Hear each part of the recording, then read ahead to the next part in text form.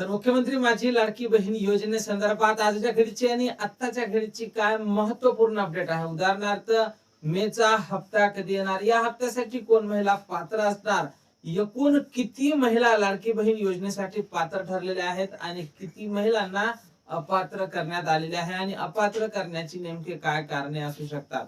23व्या हप्त्याच्या वितरणासंदर्भातला जी आर आणि वितरण या संदर्भातली माहिती आपण समोरच्या 30 सेकंदात पाहणार आहोत. त्यापूर्वी तुम्ही जर नवीन असाल तर नक्कीच आपल्या व्हिडिओला लाईक करून चॅनलला सबस्क्राईब करा.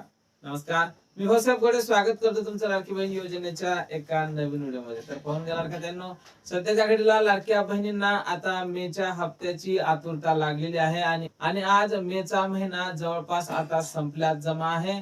त्यामुळे या हप्त्याचं वितरण हे लवकर होणार असल्याची माहिती समोर येत आहे. पण ज्या महिलांना मार्च आणि एप्रिलचा हप्ता आला नव्हता तर अशा महिलांना मेचा हप्ता मिळेल का, हा सर्वात मोठा प्रश्न आहे. तर लाडक्यांनो, तुम्हाला जर मार्च आणि एप्रिलचा हप्ता आला नसेल तर तुम्हाला तात्पुरत्या स्वरूपात लाडकी बहीण योजनेतून आता अपात्र करण्यात आलेला आहे.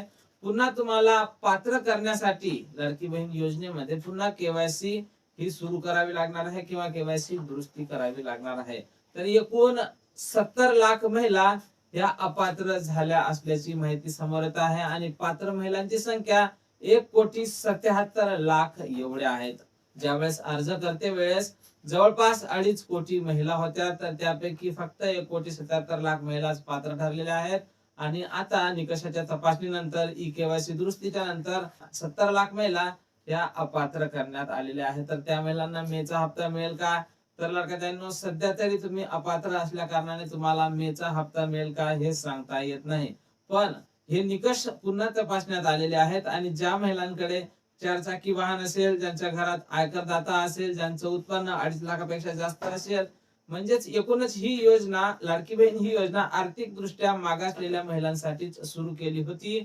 पण ज्या महिला आर्थिक दृष्ट्या बळकट असतील अशा महिलांना आता लाडकी बहीण योजनेतून निश्चितच बाद करण्यात आलेला आहे. किंवा एका कुटुंबात तुम्ही जर 3-4 महिला लाभ घेत होत्या तर त्याची निकषाची आता पूर्ण तपासणी झालेली आहे. त्यामुळे तुम्हाला आता लाडकी बहीण योजनेतून बाद करण्यात आलेलं आहे. त्यानंतर प्रसार माध्यमांवर हप्ते वितरणासंदर्भात मेच्या हप्ते वितरणासंदर्भात काही वेगवेगळ्या तारखा समोर येत आहे.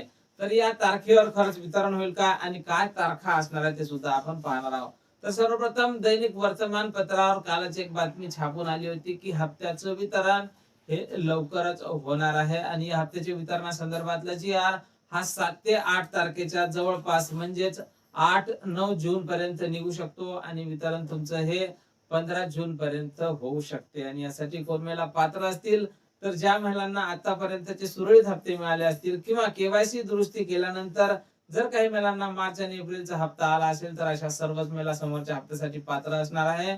आणि ज्या महिलांनी केवायसी केलेली नसेल किंवा त्यांनी दुरुस्ती करून जर त्यांचं नाव आलं नसेल तर त्यांना आता मेचा हप्ता मिळणार नाही. या हप्ते वितरणासंदर्भात आम्ही वरिष्ठांकडून वारंवार विचारणा करता, जशी काही नवीन माहिती नवीन अपडेट आपल्याकडे उपलब्ध होईल सर्वप्रथम त्या संदर्भातला व्हिडिओ तुम्हाला आपल्या चॅनलवर पाहायला मिळणार आहे. त्यामुळे तुम्ही जर नवीन असाल तर नक्कीच आपल्या व्हिडिओला लाईक करून चॅनलला सबस्क्राईब करा. भेटूया पुढच्या एका नवीन व्हिडिओमध्ये महत्त्वपूर्ण माहिती सोबत.